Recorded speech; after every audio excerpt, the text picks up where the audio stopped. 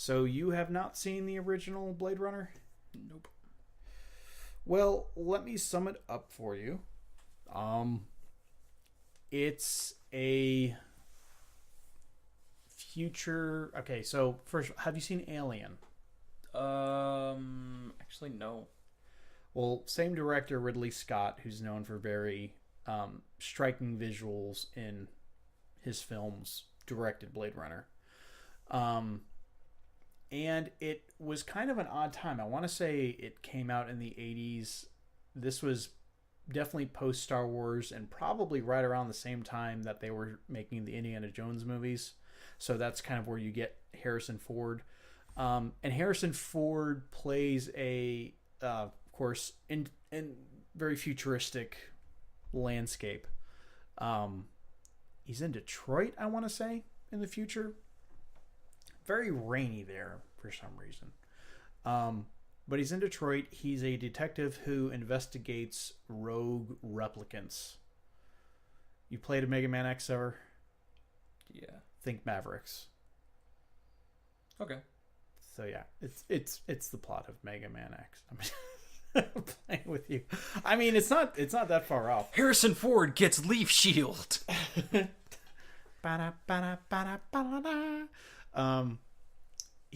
he plays a detective who kind of hunts down the replicants, and replicants just a fancy word for androids. No, they are not cyborgs. There's nothing human about them. They are straight up mechanical beings. And some of them, the movie, most fans of the movie probably don't even know this, but it's actually an adaptation of a book called Do Androids Dream of Electric Sheep? Book was actually really good. And the only reason I've seen Blade Runner, because I'm not like the biggest Ridley Scott fan, but I did see Blade Runner in college for my film and fiction course. So we read the book and then we watched the movie. The book is actually better. I hate it when people say that, but it's true in this case because there's a lot of things that they of course had to cut out of the movie that really added to the story. Because the story, I really have to be honest. The movie, the original Blade Runner, is not all that well put together plot wise. Like, it just kind of leaves you with this weird feeling like you're not even sure you're supposed to be rooting for Harrison Ford's character, who is Rick Deckard, by the way. There's a lot of ambiguity in the film, but he's basically, it is what it sounds like. He's trying to hunt down a rogue replicant who could harm somebody. And it's just a replicant who's become sentient and he wants to just live his life without being bothered. And of course there's other things in it. So the sequel is going to star Ryan Gosling as an LAPD officer named Kay. So I guess this is going to be taking place in Los Angeles instead of Detroit.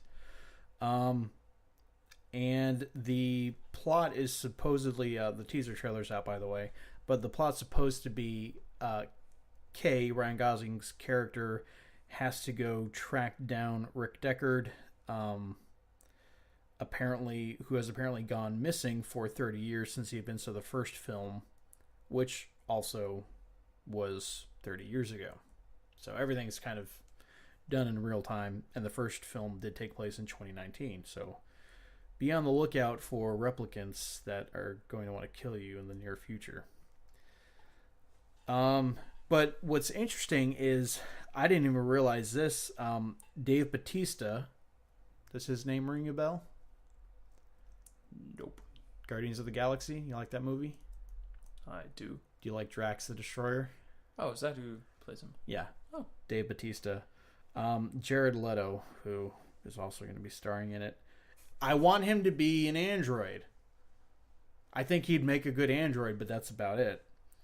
And then Robin Wright, who, of course, was not only in House of Cards, by the way, she was also Princess Buttercup from The Princess Bride. Come on. One of the greatest movies ever. Have you seen Princess Bride? I have. Thank you. Goodness. You know who our pastor is. That's true. Actually, Dude, I don't know if you know, like, his family can recite that movie without watching it. Huh. Him and his children. Yeah, I can recite it too. It's a very quotable movie. I've watched it a lot, but they can quote it. The whole script. So here is kind of what I came away with this trailer. Harrison Ford is playing Harrison Ford.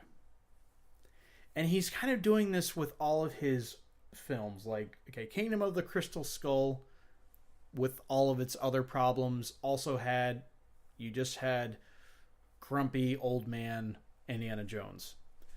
I kind of felt like the same thing happened in Star Wars Episode 7, Force Awakens. He was kind of just angry, grumpy Han Solo. Then we have another iconic role of his that he's going to reprise, and surprise, surprise, in the trailer, he's grumpy old Rick Deckard. It's like, are you seeing a pattern here? It's like, I feel like they're not even giving him a script. They're just turning the cameras on and be like, all right, roll. Say what you want, Harrison. It's that ridiculous. Like, we get it. He's old. He's grumpy. He's like in his 70s. He broke his leg on Star Wars. He crashes his plane on a golf course. I mean, this is what Harrison Ford does these days. But do we really have to have all of these iconic characters portrayed by him 30 years later? I don't know. I'm not a huge fan of the film. Maybe that's why I'm kind of like, do we have to go through with this? I'm just not interested in watching someone just play older, grumpier versions of characters that were better when they were younger. If that sounds harsh, too bad. Because that's honestly how I feel about this.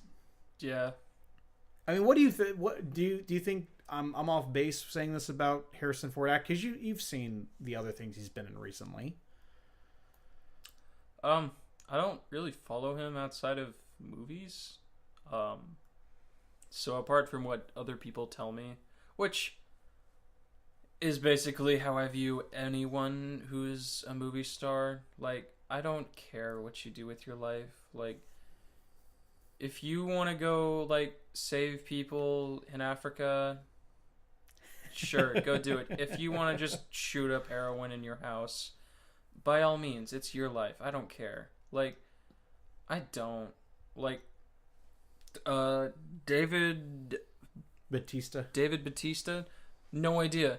No idea that dude's name. Didn't even know what actor he played in Guardians of the Galaxy. He does MMA. I mean, that's there interesting. You go. New fact. I'll probably forget that tomorrow.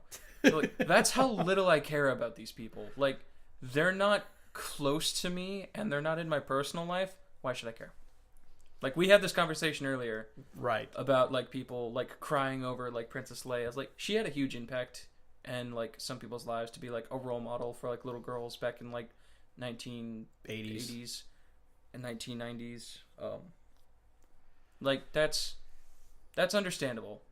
That's no reason to cry over her death. Like, unless you personally knew her, you're being super sensitive. That could just be me being just like a cynical person. Unless I know you, like even the tiniest bit, I don't care.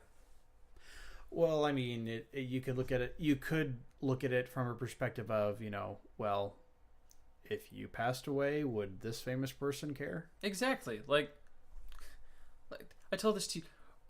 Getting a little off topic here, but I'm just like, I feel I've had a lot of I don't want to say anger, but annoyance built up from the past couple like months of just like really famous people dying and people like losing their minds over it. You realize that in like every day, like 100,000 people die. I think more than that just die all around the world. Isn't that sad?